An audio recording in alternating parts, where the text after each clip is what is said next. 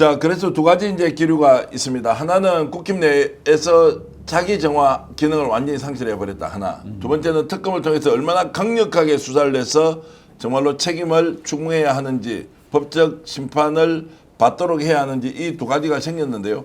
국힘은 큰일 났습니다. 김용태 비대위원장을 흔들고 흔들어서 오죽하면 김용태 비대위원장이 나와서 이런 이야기를 했겠습니까? 한번 들어보시겠습니다. 제가 개혁안을 말씀을 드렸는데 우리 당의 많은 의원들이 저에게 묻는 것이 배후가 누구냐라는 말입니다.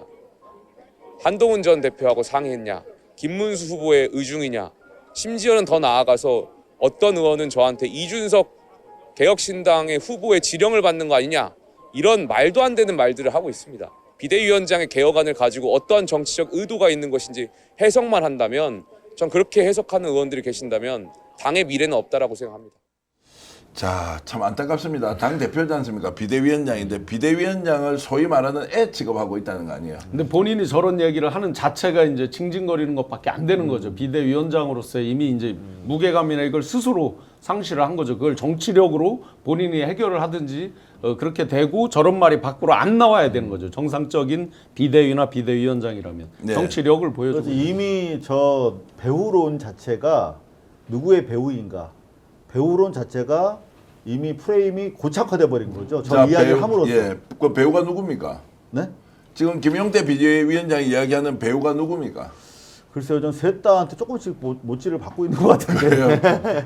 세 줄 타기 하고 있는 것 같은데. 결국 여기에서 윤석열이 여전히 건재하다는 게 제일 큰 작용되는 힘이라고 봐야 되겠죠. 요번에 요번 대선에 한번 특징을 보자고요. 소위 친윤, 찐윤이라고 하는 의원들이 있는 지역구를 보세요. 다 압도적으로 이겼어요. 그들이 압도적으로 높아요. 이게 그들의 미래, 아주 불안정한 미래.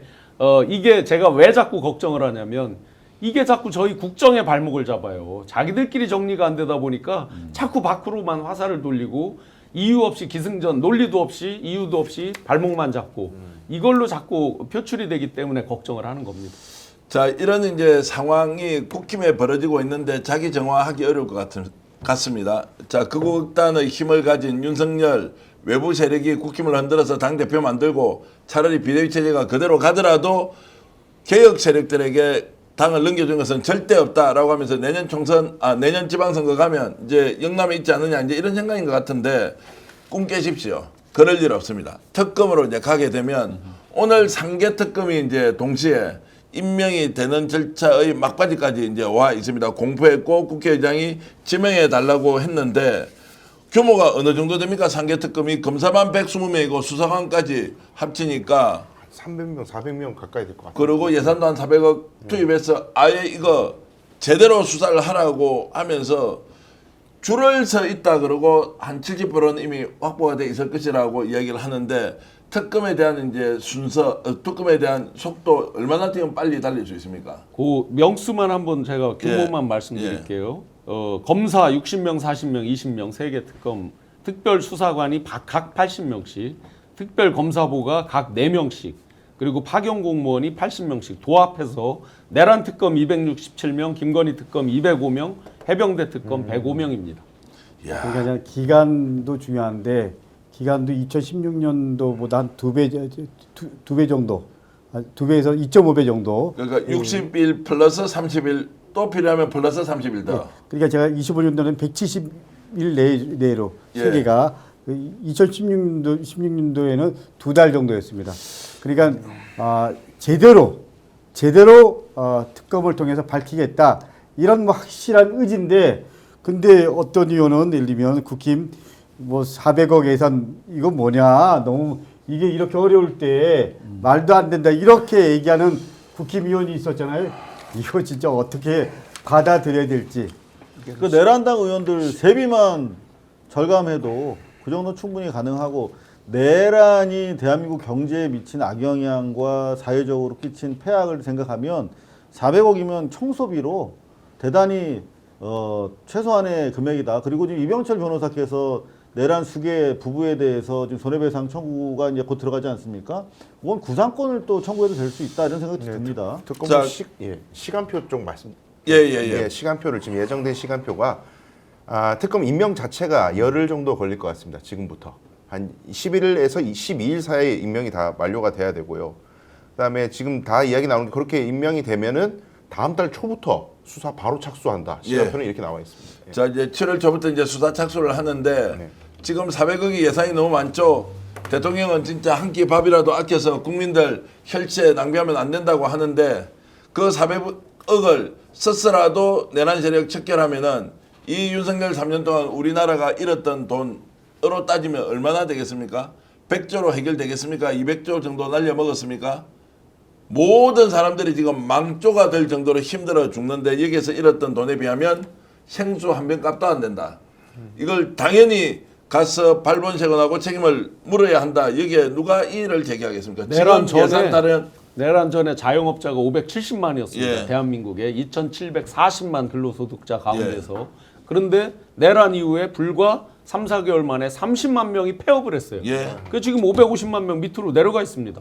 이게 400억하고 비교를 할 수 있는 거예요? 내란의 실체적 진실을 가리는 게 400억 아니라 4천억이 들어도 해야 되는 거죠. 맨 처음에 윤석열이 용산으로 옮긴다고 그럴 때 브리핑할 때 들어가는 돈을 480억이라고 했던 거예요. 맨 처음에. 그러다 이제 배로 늘어가고 배배로 곱절로 들어 지금 추산도 안 될 정도까지 됐었죠.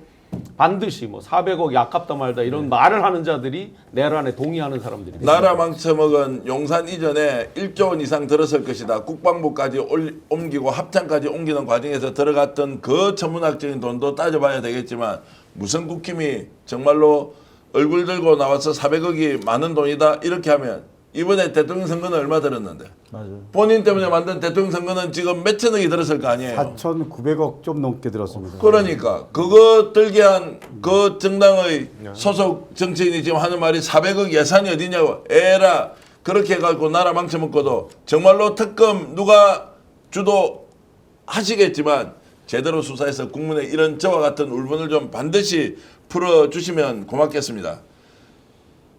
좀 전에 우리 신용환 교수께서 자영업자 30만 폐업 말씀하셨잖아요. 근데 실제로 폐업을 하려고 그러면 대출받은 돈을 다 갚아야지 폐업을 한다고 합니다. 근데 철거도 해야 되고. 예, 폐업을 하고 싶어도 폐업을 하지 못하는 분들이 30만 훨씬 더 상회한다고 얘기를 들었습니다. 더구나 인테리어도 비싸지만 인테리어 철거비도 요즘에 맞습니다. 엄청 비싸거든요. 폐업 그래서 지원금이 못한대요. 법정 상한이 400만 원입니다. 정부에 주는 게. 그런데 원상복구 의무가 있잖아요. 원상복구하는데 기본적으로 400만 원이 훨씬 더 들어요. 웬만한 인테리어. 그래서 돈이 없어가지고 폐업을 못하고 그냥 계속 대출 받아서 꼬라박는 분들이 부지기수라는 거예요. 자, 그래서 민생지원금 문제도 빨리 결정을 해서 규모 그리고 대상을 확정해서 빨리 집행하라. 추경 정말로 집행 빨리 해야 한다. 이런 말씀 드리고요. 자고 우면하지 않았으면 좋겠어요. 이미 국민적 합의가 있고 그리고 정말로 어려운 분들 부채 탕감해 줄 수 있으면 해줘서 다시 재결 기회 만들고 우리 좀 세금 좀 더 내고 재벌에 지금 줬던 그 감세가 1년에 수십조 원씩 있다는 거 정상으로 회복시켜서 정말로 국가의 건강을 상식과 법치에 맞도록 옮겨야 한다 이런 말씀을 드리겠습니다. 특히 이 방송을 보시는 분 중에 자영업 하시는 분들 정말 많거든요. 또 현장에서 노동을 하고 계시는 이런 일용직 계신 분도 제가 뭐 통화를 했다고 이렇게 말씀드린 적도 있지만 정말로 어렵게 사시는데 일단 그분들이 그래도 이재명 정부 출범시켜 주셨지 않습니까? 그분들에게 우리가 격려의 박수는 일단 위로의 박수를 한번 더 드립니다. 힘내세요. 힘내십시오 여러분. 괜찮습니다. 이재명 정부 믿고 가서 우리 확실하게 대한민국 만들어서 여러분들의 희망이 현실이 되는 그날이 올 것이라고 저는 확신을 하겠습니다. 마지막 순간까지 14,000분이 방송을 봐주신다는 것은 역시 오늘 죽기 살기로 방송을 하고 있구나. 오랜만에 나오신 우리 강덕구 의원님, 강덕구 TV 보니까 46,000명밖에 안 돼요. 에이, 스픽서 지금 145만 명인데 46,000명이면 좀 부족하지 않습니까? 여러분들 강덕구 TV 좀 구독, 좋아요 해주시고요. 신용환의 직관 TV도 이제 큰일 하시려면 국민 추천도 많이 되고 있는데 직관 TV의 구독자 수를 보고도 혹시라도 추천에 대한 점수가 인센티브로 갈 수도 있기 때문에 신용환의 직관 TV 꼭 구독 좀 해주시고요. 고발뉴스는 너무 성성장구해서 아닙니다. 네. 곧 스픽스를 뛰어넘을 것 같은데 아닙니다. 뭐 뛰어넘어도 됩니다. 더 좋은 분들이 더 잘 되셔야 되죠. 이만뉴스 오늘 밤 11시에 여러분들 꼭 봐주시면 고맙겠고요. 오늘 방송 어떠셨습니까? 마음에 들었다면 구독, 좋아요로 스픽스를 응원해 주십시오. 여러분들의 구독, 좋아요는 가장 큰 힘이 됩니다. 스픽스 구독, 좋아요.